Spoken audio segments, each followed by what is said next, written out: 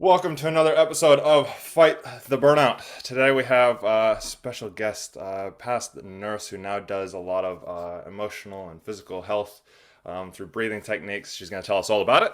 But we have Kelly West on today from the U.S., from Denver, Colorado. I love Denver. It's an amazing place.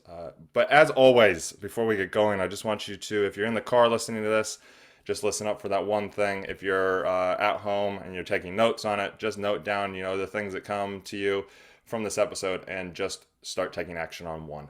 Take messy action on it. We're better to take action on one thing than don't take action on anything. So without further ado, Kelly, why don't you tell us a little bit about yourself and who you are, and as we like to say, a little bit of your backstory. Yeah, sure. Thanks for having me, Chris. I really appreciate it. So, as Chris mentioned, I am Kelly West. I am a registered nurse. I've been a nurse for over, 25 years, give or take. And I've always been a lover of personal development, all things personal development, diving into all of that. Always feel like it's better to improve ourselves to help improve others. And since I always was working with others, that was always a part of my backstory as well. I became a certified neuro coach and a breathwork facilitator. So now I help nurses and other caregivers banish or kind of heal from their burnout, really, and find and build more resilience. Because I've seen it so much, and we can go into that. But with healthcare and the world of living that, especially with the pandemic, there is a lot of burnout going on. So, yeah. Yeah. Yes, there definitely is a lot of burnout happening. I obviously being an ex-cop myself, I talk to a lot of first responders and a lot of law enforcement, and yeah, man, it's crazy out there. And then my cousin's a registered nurse in Northern California, so Mhm. it's pretty crazy with everything going on. So I know you gave me we talked a little bit, and I've got a few notes here. You kind of at the beginning of the pandemic really identified yourself burning out. Mhm. I like to set a kind of baseline of what people believe burnout, what people feel burnout is for them, because I know there's the Webster Dictionary one, but we all feel it in different ways. What would you say is Sure. the way that you identify burnout as, or that deep dark level of burnout? Because we always have little stages of it, but that real dark one. For sure. Yeah, great question. So for me, I was I've always been somebody that just is, I kind of now realize that I'm a workaholic. I can be a workaholic. Um, and so I always had my hands in 10,000 things. And so it was just that ongoing pressure, internal pressure, really, as well as external pressure that was always going on. And for me, burnout showed up sort of at the end of 2020 with just kind of like the Webster Dictionary says, that it's just kind of an existential crisis I kind of had, and really looked at that extreme physical, emotional, and mental exhaustion, where I just was like, there was a lot of things showing up in my life. I wasn't doing my work correctly. I was making lots of errors. I was, could really care less about walking into work every day. I was like, there was a lot of just internal struggle with what I was doing and how I was showing up. And it wasn't me. And really what happened as the end of that year, as the new year was coming, on, or the year was coming to a close and we were coming into the new year, I sort of had this like, I don't know, just moment where I was like, I cannot do this one more year. I cannot keep going like I've been going for one more year. It just cannot happen. And so I, just dug deep really and was like, how can I make a change in my life? And that is not always easy for everybody. I think that takes that That's it. resilience to be able to say, like, how can I do it because for so long, honestly, I was just like, I have too much going on. I'm a breadwinner. I am got my hands in too many things and I can't let that all just stop, right? The plates are going to fall, everything's going to come crashing down and, the world will not go on if I take a break. And, it kind of feels like that. And I was getting a lot of anxiety. I was, going into really a dark place depression wise. I even, started having some, even some suicidal thoughts and like, how it would be just great if I just drove into, a lot of traffic right now and I didn't have to go to work today because I really could care less. It's kind of that sort of thing. And I was like, wait a sec, what is going on? And it's time to make a change in my life. And so yeah, that was kind of that existential crisis moment for me, that I was knew something had to change. And so I really define that burnout for me, and I've seen it for others in that way as well, is just that it does show up very differently, but overall it's such a extreme, exhaustion in whatever way, mental, physical, emotional, spiritual. It comes in lots of different ways, but yeah. Yeah, it does. And once you go through it, you can actually, as long as you're open to it and you actually look Mhm. for it, you're aware of it, you can actually notice when you start to go back down that path. Yeah. What was it? Because I know so many people, I talked to so many people about this, and they're like, especially that kind of new year kind of thing, new year, new me, and the New Year's resolution type thing. And what is it? I think the stats are like something like 80 or 90% of people don't actually stick to their New Year's resolutions, which for you, I'm not, it doesn't sound like this was a New Year's resolution. It was just kind of, Right. we have a tendency to reflect towards the end of the year and Mhm. look back over a year and go, whoa, what is going on here? What, because you mentioned it, that it was difficult.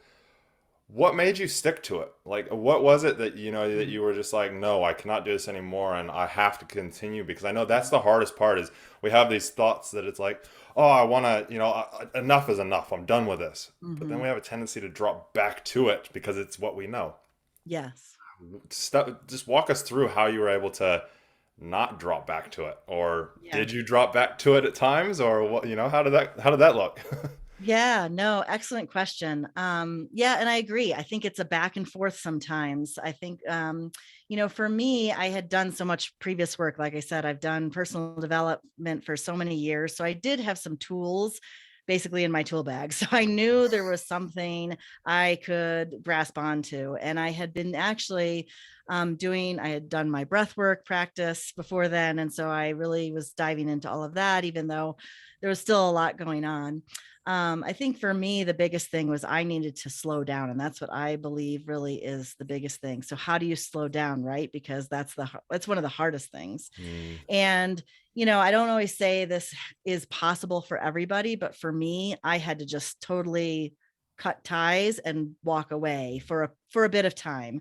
And yeah. so I took a leave of absence. I left for 3 months and Very similar story to was me. yeah, and was like, I need to get my shit together. I need to get my brain together. I need to get like, I just can't even, show up anymore in the way that I want to Mm, or need to for anybody else, until I can do that. And so when I did walk away, I did a lot of healing. I did start, see a therapist for a time, worked with my coach, did a lot of breath work, did a lot of it was amazing. I always say, like, people ask me about that, and you don't realize when you're in it, when mm. you're in all of the things, that you're so exhausted, right? You just keep going. Like, I just Yep. would keep going and just keep going. And then when I As you finally, said, you're a workaholic, so it's yeah, like yeah, I'll just make it happen. I'm the same way. Let's right. just make it Oh happen. We'll just yeah, keep right. pushing. Right. 10 plates in the air. Oh, sure. I'll Yeah, take on two more. It's yeah, fine. yeah. Let's just do Like, it. Yeah. Oh, yeah. That'll make it work. When really, it's right. actually better It'll to be drop the fine. 10 plates and just carry the two. Yeah. Oh my God. 100%. But when I finally slowed down, the thing that was like so amazing was actually how much I needed to sleep. I probably slept more in, not that I wasn't doing anything else, but I like found myself like just needing so much sleep for like 6 weeks Yep. of that time. Like, just going to bed at like 6 o'clock, which I'm like, I was up till, midnight, 1 a.m. doing stuff. And I'm like, why am I going to bed at 6 o'clock? Because I'm freaking exhausted. And like, it's when you finally allow yourself, you allow your body, your energy, I think, to really slow down. And I was really doing a lot of breathwork practice, which for me, I find so incredibly healing. And I work with clients and others to do that as well, to slow down our energetics, because we are revved up. Our brain gets us going, our energy and our bodies just go, and we just go, go, go. Yep. And so when you really learn to quiet the mind and really center yourself within, you realize I need to rest. Yeah. And what comes up. And so I just allowed myself to hear that voice and to say, you just need time to rest. Yeah, I could have like, oh, I have all this other time to do 10,000 other things, but is that going to really serve me? And I knew it wasn't at that point. And so I allowed my time to take walks and to really just be with nature, to do a lot of grounding, to do a lot of breath work, to rest my body and my mind. Um, and I got to a place where I could just think more clearly about like, okay, now what are the steps that I want and need to move forward?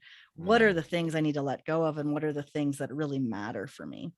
And so that's, I think, what just kept me going is really once I was able to slow down and get that clarity inside and really to ask those good, better questions. Cause otherwise I was just spinning like, what is this ever going to end? Like I'm like never going to get out of this spiral. And, yeah.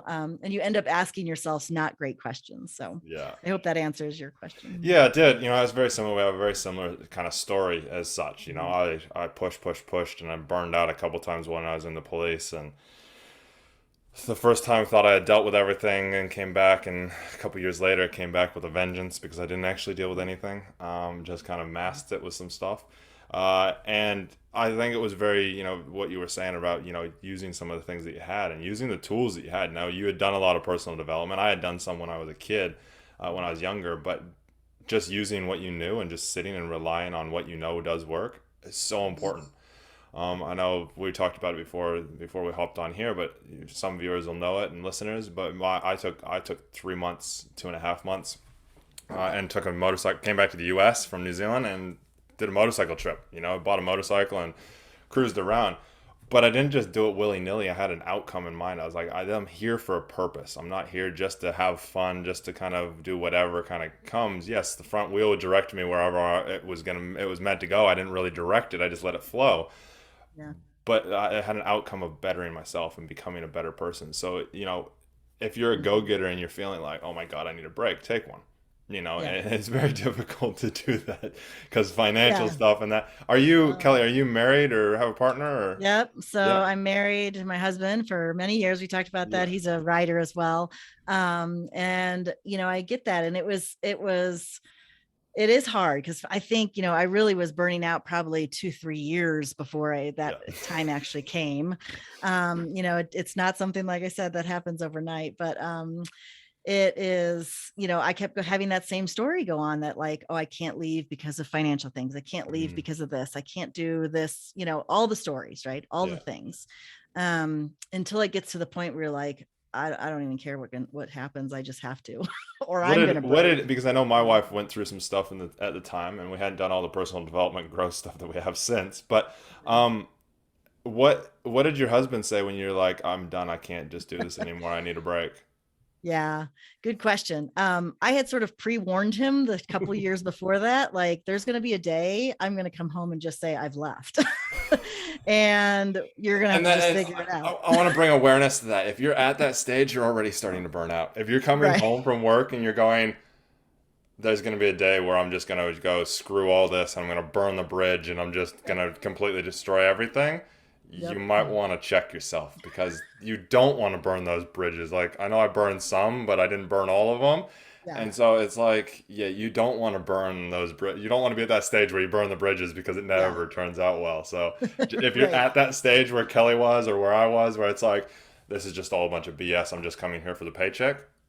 Maybe start looking at stuff. Yeah. Totally. Oh my gosh. So on point because yeah, I mean, I just kept saying that over and over and I knew, it was just going to happen one day and it finally did. But at the same time, I didn't burn those bridges, Yeah. luckily. So it was like, okay, how can I do this without burning those bridges? And that's why I can find the clarity I need and to do it in a way that feels really aligned and natural and not burn those bridges. Cause you never know what life's going to bring you or comes Yeah. next. And so, it was I just ended up taking those 3 months off and went back for a few weeks and gently like left and it all worked out well and I left the job that I needed to leave for a long period of time but I couldn't do it without really thinking through it and Yeah. not just thinking through it. It was almost like feeling through it, because the time that I took to, and I think that it helps, like when you're on the bike, you just have this, when you take time to really slow down and have an intention to your healing, to an intention to to the time that you're going to take for yourself, you allow that voice, that inner voice that really tells you, how is this best meant for me to go forward? How is the next step look for me? So it's not necessarily a thinking like I have to figure it all out, because I was trying that for 3 years and It that doesn't doesn't work. really always help. Yeah, that doesn't really work. So it's really like about getting that inner knowing, and knowing what those next steps are going to be. Yeah, yeah, nah, true. What did your husband say when you? Well, So yeah, first off, I want to just grab some clarity. When you took the 3 month sabbatical, uh-huh, because obviously it sounds like they gave you some time off. Was yeah. that paid or unpaid? This one was paid. I was Okay. able to find a paid one, but I would have taken it unpaid. I was prepared to do all of that. Yeah, And it had, I luckily, I was grateful that I had worked at the same place for 20 some odd years. yeah, And so I had some, kind of backup, but it was still a finagle to try to like get what I yeah, needed. yeah, So, um, it's just those hoops you got to jump through. yeah. But as far as my husband, so when I finally told him, he knew I was getting to a point, I think that I always do. I was just like at the end of my rope. And, like I said, with the end of that year, I told him too, I'm like, I just literally can't do this anymore. I have to find a way. I'm going to take a leave and we're just going to have to figure it out. Like, it's going to be okay. He was okay with that part until, because it was paid. Then when I came back for a few weeks and then I quit, he was like, oh shit, like what's happening now? Like Yeah, now we're not being paid. But yeah, I took another 2 months after that. And it all turns out, I always feel like it all is going to be okay and it's all going to turn out fine. And it has, we've figured it out. Whether we took a huge pay cut and all of that, and it's still okay. It's yeah. still okay. Still works out. We figured things out, and he ended up getting a different job, which he needed so badly. It's interesting how that all worked. Like he ended up quitting his job a few months later and got something new. And it's just amazing how life just works out how it's supposed to. And I don't think if I had done my thing, he never would have left his thing. So Yeah. it's so funky how all that comes up. I'm always so grateful at the universe for like just Yeah. showing us like what we really need, right? Yeah, when one domino falls, they all start falling, Yeah. normally in a good way, if you Yeah. actually look at it that way. So, Right. okay, cool. So, if we rewind a little bit, obviously you've done a lot of personal development already before Mhm. this all, your changing of life happened. Um, what would be some of the key tools that were very simple for people to do that you Mhm. feel helped you the most, like move that needle the most? If somebody's listening and they're like, "Oh, that's me," I can, they can relate to Mhm. it. What are some of the key tools that are simple and easy for somebody to do that you believe shifted that needle the most for you? Yeah, that's a great question. I think the biggest thing is learning to ask myself better questions. Mm, Tony Robbins, I followed forever and ever. And he always says, that if you want to change your life, you want to ask yourself better questions. A lot of yeah. times we ask ourselves such crappy questions like, why does my life suck? Why can't I get out of this job? Why, you're never going to get an answer with those questions. But when we start asking ourselves better questions, like, when I finally was getting to the end of that year and I was starting to like, even though I was like in a dark kind of deep place, I also was like, okay, how can I make this work? Mm, And what are the things that I can do to take at least a baby step forward, to take a break, to not let everything, fall apart? Like, what mm, do I need to do? And so I think asking ourselves those better questions so that we can get better answers, because those answers I believe are really within all of us. It's just how we ask, and our brains are wired to answer the questions we ask ourselves. So when we ask better questions, we get better answers. yeah. And so I think that's the very first thing that I think we can all do, that helps out, is really have those better questions and ask ourselves those better questions. And it may take, especially if we're in, the mode of just asking bad questions of ourselves, is just learning to journal. I think that's helped me so much. I've done that my whole life, is just writing things down. And so like when you start putting it on paper, you start saying like, oh, well, maybe that's not the best question I could have asked. I could ask something different of myself, Yeah. and so really putting pen to paper, however that looks for you, and really just kind of ironing that out. So I think that's the first thing that really has helped, is find a way. Two, I think, resourcing, finding a way to resource ourselves, meaning, finding a way to get the help you need, and asking, reaching out, asking for help, whether that's a therapist, whether that's a coach, whether that's a really trusted friend that's going to ask you good questions and not just listen to you go down And that feed in spiral. and feed into it. So many people Yeah. feed into it. I'm a Yeah, Tony Robbins totally. fan as well. I went to his date with Destiny. I remember he was sitting there. There was a lady who stood up when she wasn't really actually meant to because of what he wanted. In Date with Destiny, he wanted a couple, and she stood up, and her partner wasn't there. And so he was going into her and doing what he does best. And Mhm. he was like, "Okay, who in here thinks that I'm being hard on her?" And it was about 6 women put their hand up. And he goes, "All of you fuckers are the problem." he's like, because all of you just feed into her what she believes and just let her go. And he's like, Yeah. that's the issue. He's like, Yeah. right there. He's like, you need to ask better. He did. He's like, you need to ask better questions. You need to challenge the beliefs, because Yeah. if we challenge the beliefs, then we grow. And if we grow, we can actually become the person that we want to be and be that better, stronger person. So yeah, it is. Absolutely. It's so true, isn't Yeah, it? and that's where a good coach, I think, comes in. When you can find somebody that really can, like you said, just challenge those beliefs that we have, because we all have them. Oh, We all have I our call them sticking demons. points. I call them the little demons in the Yes. head. That's why my business is called Knocking Demon Limited, because they're Oh yeah. demons in your head that sit there and they throw those bad questions back at you, and it's like, well, no, they're not actually real. Like you just don't want me to change. So Right. what do I need to do to change? I'm not trying to silence you. I'm trying to acknowledge you and Mhm. then move through it. Yeah. Totally, 100%. Yeah, so it's, having those people in your life. So if you do have a friend that's willing to challenge you, or a partner or whomever, really reach out to them and resource that for yourselves. Find those resources. I think, and then, when you're asking yourselves better questions, then we can get to the point where we can reframe some of those questions that we're asking ourselves, through the journaling, finding, a way to find out what that truth is really within us. And then we can begin to start reevaluating our priorities and our options, moving forward. What is there something I can do? But I think we have to look within, and help sometimes have those people within our lives to help us find that within before we get to that point. Before we can start unpacking everything. Yes, exactly. I mean, Exactly. we've both done neuro stuff. I've done my NLP masters in that, and it's like, yeah, well, you got to unpack all that stuff, because Oh yeah. otherwise, yeah, you got to know where it kind of comes from. Um, Yeah. Moving on from that, if Hmm.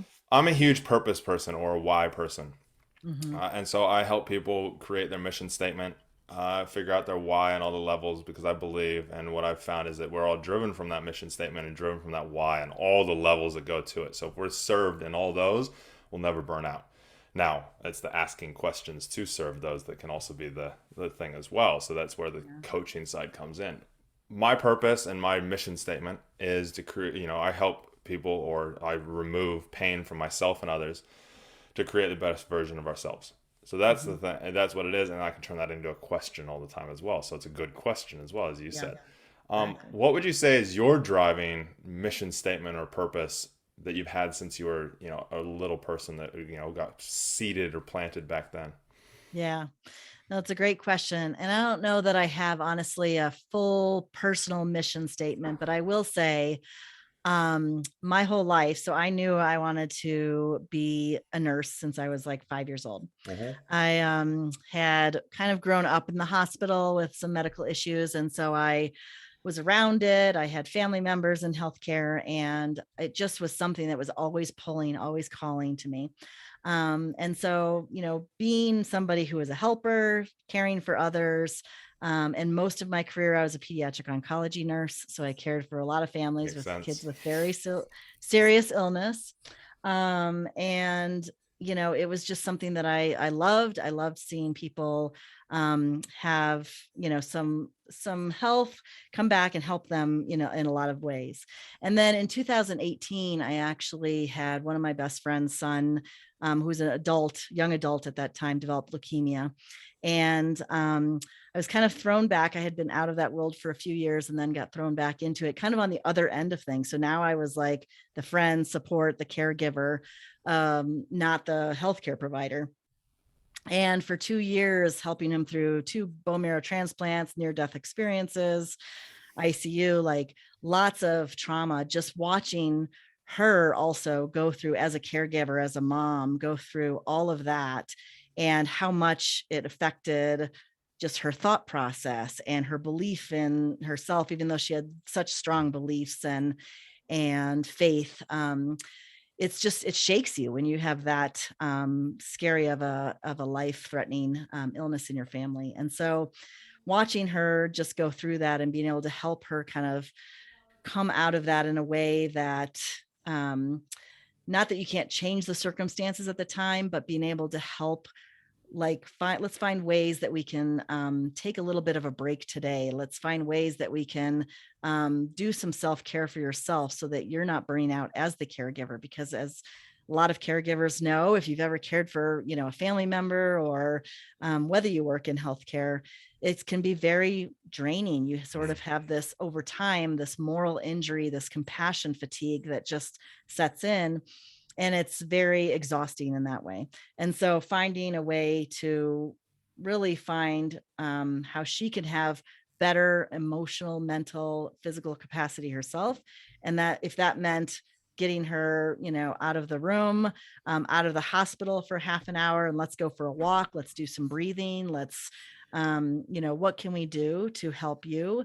And just finding that it was like so fulfilling again to be like, oh my gosh, like I loved being in that role and helping others. And so it really started me going back and talking to a bunch of other families I had taken care of for many years, and starting working with them and seeing this pattern of caregivers that even, many years later are hanging on to traumas, that are just like, they still have that spinning, like, when is the next shoe going to fall? What if my child gets this, and this, or my husband gets, the next, diagnosis happens or whatever.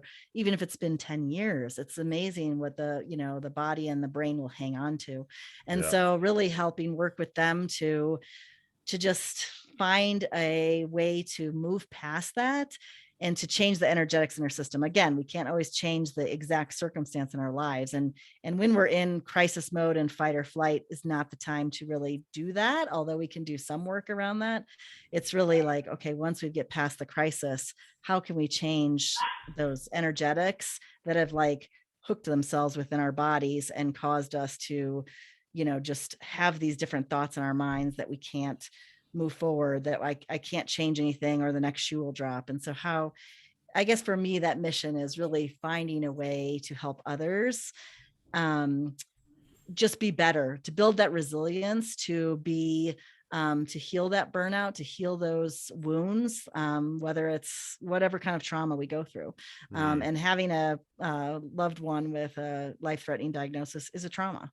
Our bodies take on all of that. So it's just very fulfilling for me to be able to help others in that way. So if you had to take all that and put it into a statement, no more than about 8 words. Yeah. Yeah, I guess I would say, let me think. So obviously this is what I do, is coach Yeah. people on this, and then also the Yeah. implementation side, which is the more difficult side. Asking yourself why it's important is normally the biggest thing. Why all of it's Yeah. important. You've Yeah. done a lot of work on yourself, so you'll probably jump quite deep. But why is Yeah. it important for you to help all these people, or help help Yeah. release these traumas, or help whatever is coming for you? Why is it important to you? Yeah. What comes up for me um, is helping people through those traumas, because I've been there myself. Helping them through traumas really helps heal the world, because I think when we can release traumas from others, Yeah. we cause that ripple effect. So it's really causing that ripple effect of healing really throughout the world. And so if we can, just do it when one person at a time, and the next person, that we can heal that burnout, we can heal that trauma, and really start to heal the world. And I think that's what we need. So why is it important for you to heal the world? That's a good question. You are going to test me. I am. I Um, am. I like to do this with, especially because it brings yeah, clarity. Again, it's yeah, this whole thing. If totally. we have clarity, And I then we love have it. it. And if you can get clarity on things and you have a specific pinpointed thing, like, as you can tell, mine's very pinpointed. I've done a lot of Yeah, work on it. But when you yeah, have that pinpointed thing, then you have it in your head and it briefs everything in. And so when yes. we can brief it, when we have something easy to grab, because our minds, when we're especially, when it comes to burnout, I believe this is the key number one thing to help Mhm. shift and change burnout so you don't go through it again. Because Yeah, if you constantly have this, then you can ask that question, you can ask that better question to yourself. You have one thing that is you, not what everybody else has put on you or what the world's put on yeah, you. It's yours internally.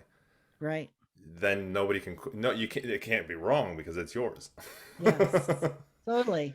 Yeah, 100%. And I love the question. I think, for me to heal the world, not that I can heal the world, but I think we all can have that impact. So for me, it's important to have that ripple effect to heal others, because I just see it really brings that energy. I feel the energy as like an empath in the world. And I know I'm going on and on. Like it's hard. I It get is. it. It's hard I to get come it. down to a one person, one sentence statement.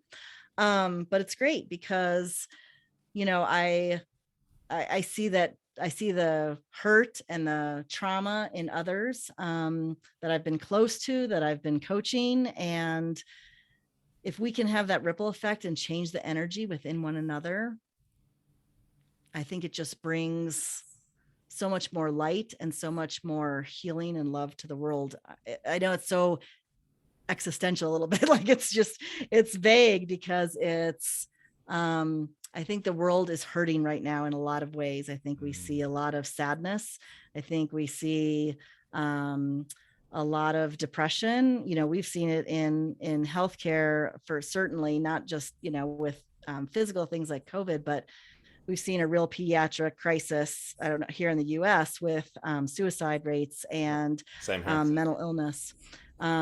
Huge, huge issues. And that was one of the things that actually, I know I'm like spinning around, so we can, It's all let me good. know if I'm going off to your question, but it just reminded me. So that was one of the things that sort of came at the end of 2020 that spin us, because we had a very good friend's daughter commit suicide a month before she was graduating nursing school.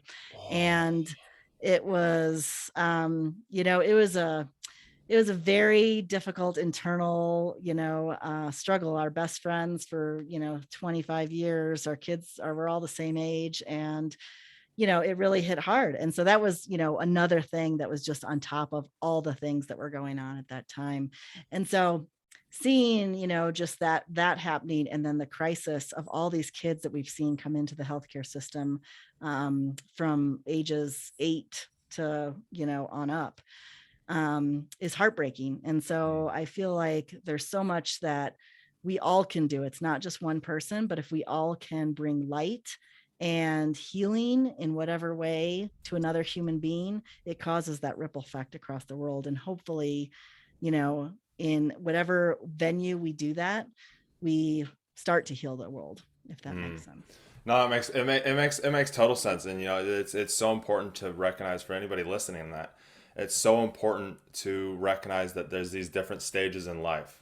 So Mhm. your why and purpose, and I know this from lots of doing this lots, Yeah. actually comes from you saying that you were quite ill when you were young, and knew that you wanted to be a nurse back for when you're like 5. Mhm. It always comes from that as we know, everything is seated in our head before we're 6 or 7, and it Yeah. actually comes from back then, and then it's just been concreted in over the years. But we shift and change how it's Hmm. served, and Hmm. once we can actually identify and articulate it, then we can actually see it. And so again, you had another circumstance that changed, and you're like, oh my God, I can actually impact even more than being a nurse over the last 20 years. It's time for me to shift and change, because there's a different way for me to meet all my levels. Yes. So if you went back to, and I'm gonna keep doing this, tell me if you want me to stop, but I love doing this, as you can tell. No, it's Um, awesome.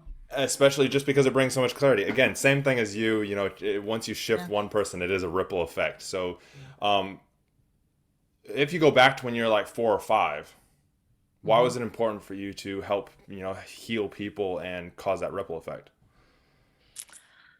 That's a great question. I think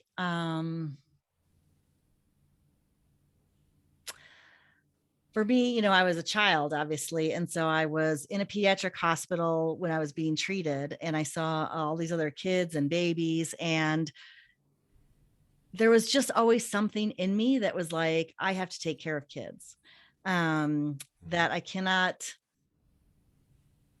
watch them hurt in this way. And I know that I've been hurt, I've been hurting in this way. Um, and, these wonderful people here have been here to take care of me and help me heal. And I just want to do that for somebody else. And so I always knew I would also be a pediatric nurse. I didn't want to do anything else. Never even had another thought. Like the oncology part was a little thrown in there. I never really thought about that until it just showed up in my life, I say. But I always knew I would work with kids. So it was just always, I don't know, it was always something that was there that I knew was a part of me and that I had to care for children Why is it important for you to care for children? because they're innocent. They're without they're without the ability to care for themselves. And so they need somebody who is willing to step in and be their caretaker. And certainly there's some kids that have that, and some kids actually are left so alone and don't have that. Right.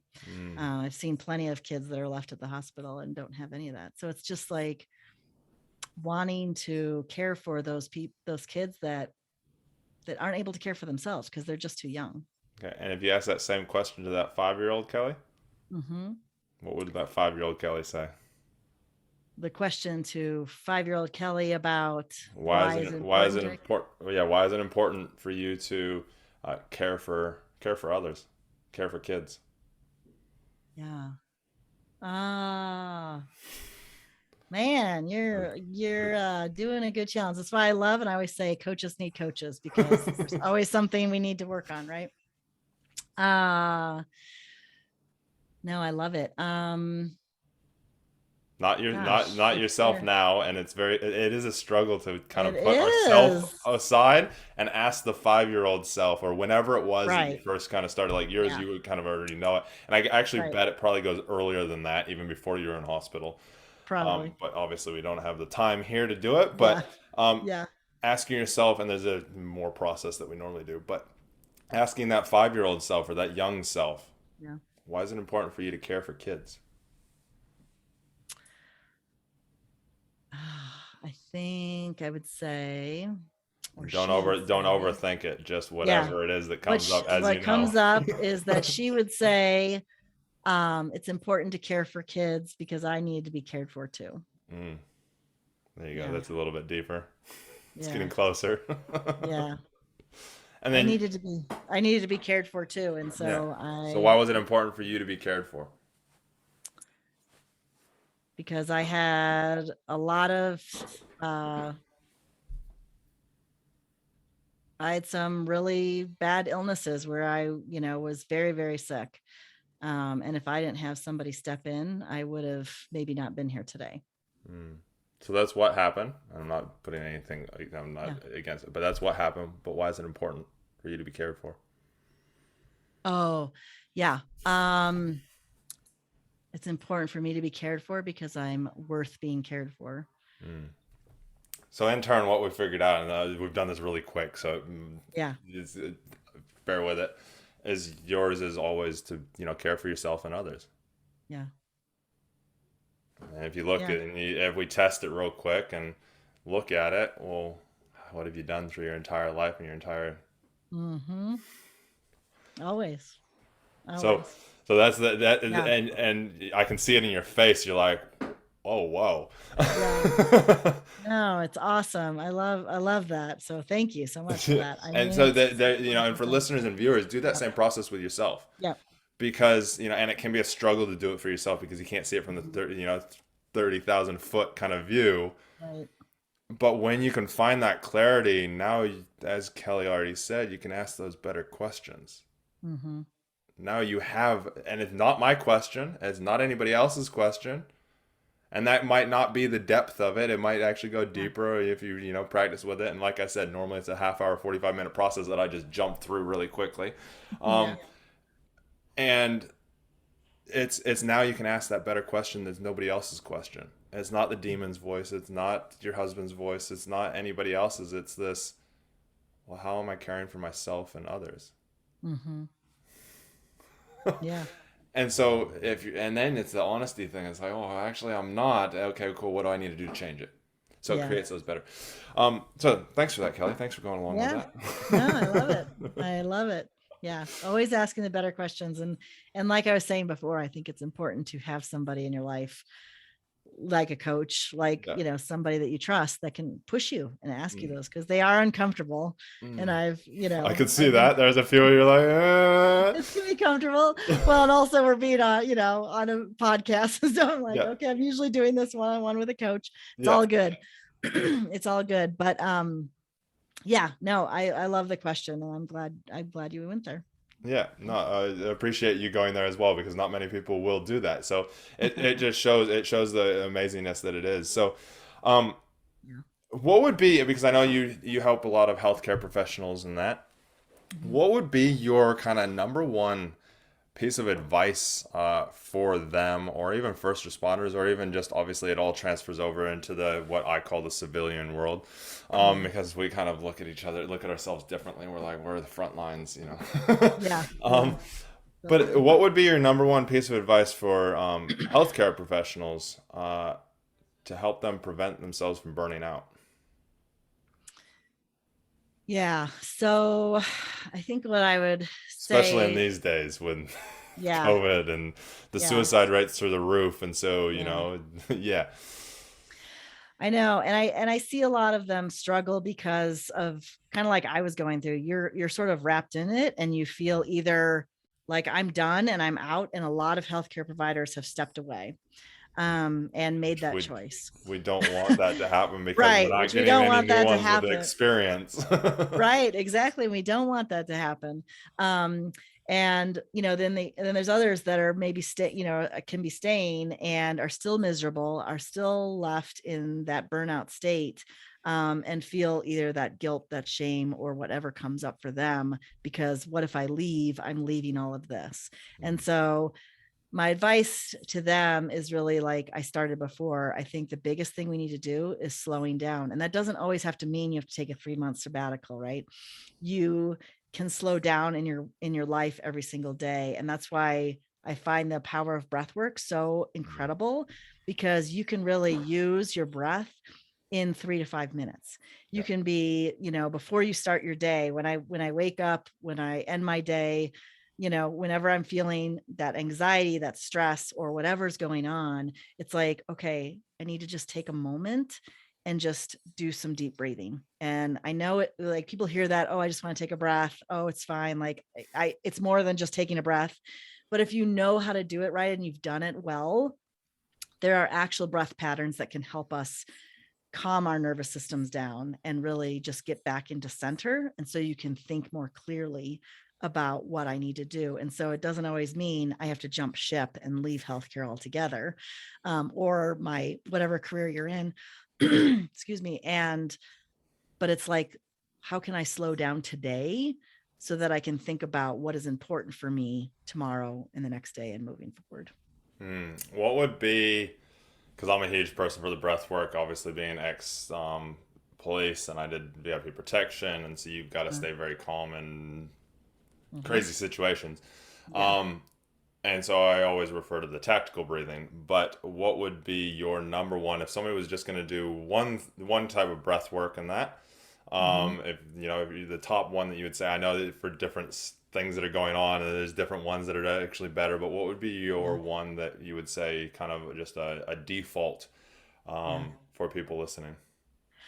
Yeah, sure. My one of my favorite patterns that I do is really just what we call the blow breath. Yeah. And so you take a deep breath in and then just blow it out multiple times. Really from your gut, from that belly, forcing that exhale, because we hold so much energy within our system Yeah. that when you feel that tenseness, that heaviness, that anxiety, when you can just take some deep breaths in and blow it out and just continue to do that exhale over and over, you're just blowing out that energy. You're moving that energy that's been sort of stuck in wherever place you're feeling it, whether it's your chest or your head or your belly or wherever. And so that's always my favorite go-to, is to Yes. just do the blow breath. Awesome. No, I love it. I love it. Yeah, it is. It's very true. Breath work's so amazing. Like I do it all. I use it I use it all the time when I'm running, when I'm training. All because Yep. it can slow everything down. I do Mhm. they call it tactical breathing or box breathing. Yep. That's a great one And too. it's just yeah. But the big inhale and quick exhales is also Yeah. it's a life changer. Yeah, Um, it is. so Kelly, if somebody wants to get in touch with you Mhm. and wants to either get to know you a little bit better or learn more about what you do, how do they find you? And we'll put all the details in the description as well. Yeah, awesome. So I'm most active, I would say, on Instagram, and you can find me at Kelly West Online there. Excuse me. And then I'm also on Facebook, Kelly West Online. I'm on LinkedIn. Um, I do have a website, but Chris reminded me I have a little bit of a technical error that I'll have to look into, but kellywestonline.com. You can find me there. Cool, perfect. Now I'm sure by the time this goes live, that'll all be fixed anyways. So, Yeah, that's exactly. okay. Websites do that sometimes. We're like, what the hell's going on here? Right. So Kelly, I like to give you the last kind of words before we close out with this last question. What would be your top tip to self happiness? Oh, I love that. My top tip to self happiness.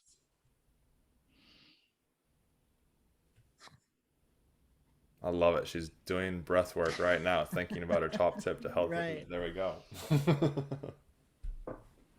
Oh, um,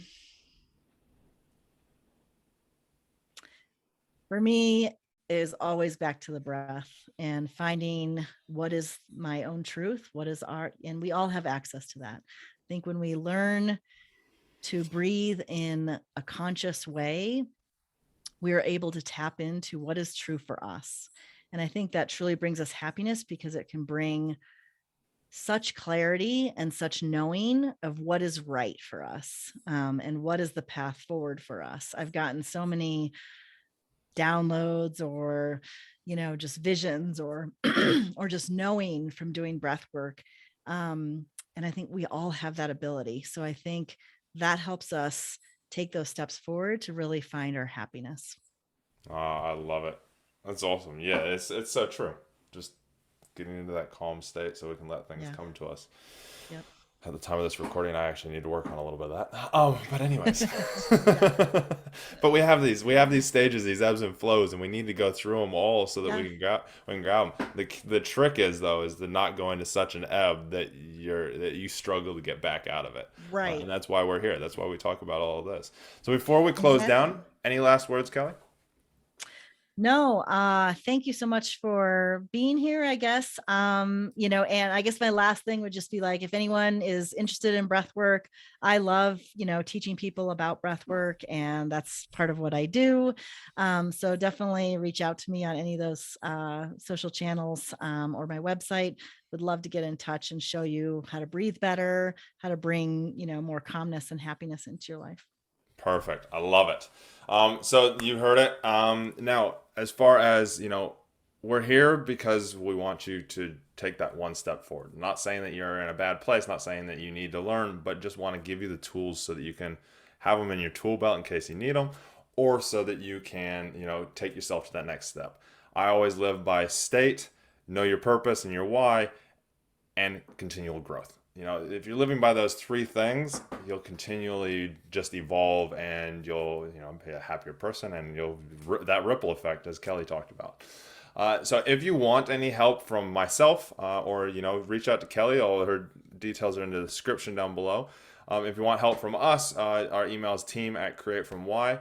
We also have a law enforcement Facebook group, free one that you can come join if you want to. It is facebook.com/groups/police and so you can come join that, get all these different tools as well. But thanks for listening, thanks for watching, and till next time, make sure you like and subscribe, and we will talk to you guys all soon.